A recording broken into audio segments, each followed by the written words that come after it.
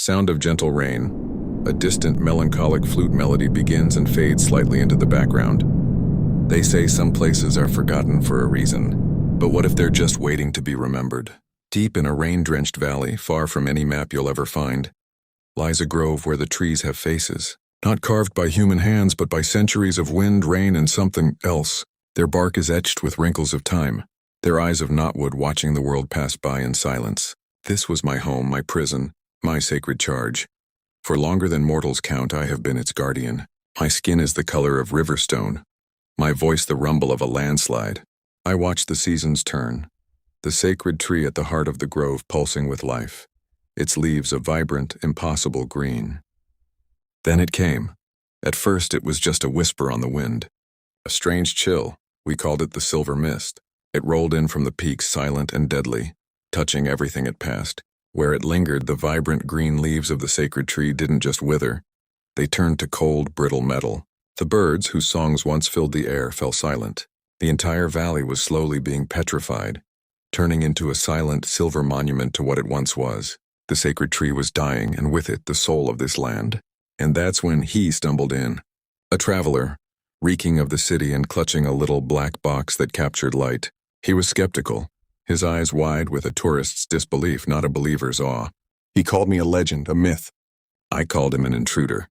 He saw decaying bark, I saw the dying heart of the world. He wanted a photo, I wanted him gone. But the mist didn't care about our squabbles. It crept closer, its touch like ice. As the last living branch of the sacred tree began to turn to silver, he finally saw it.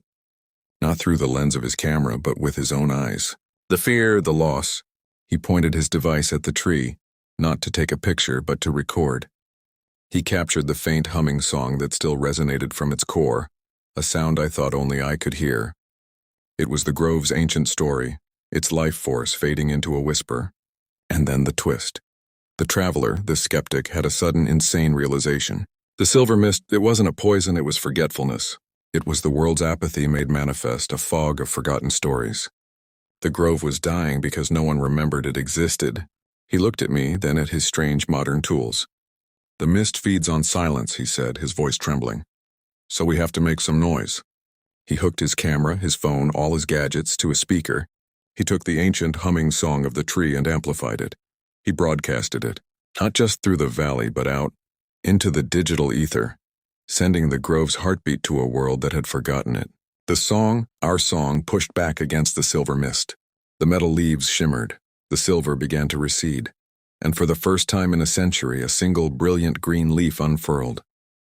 The skeptical traveler and the ancient guardian, saving the world not with magic or strength, but with a story. A story that now you too have heard.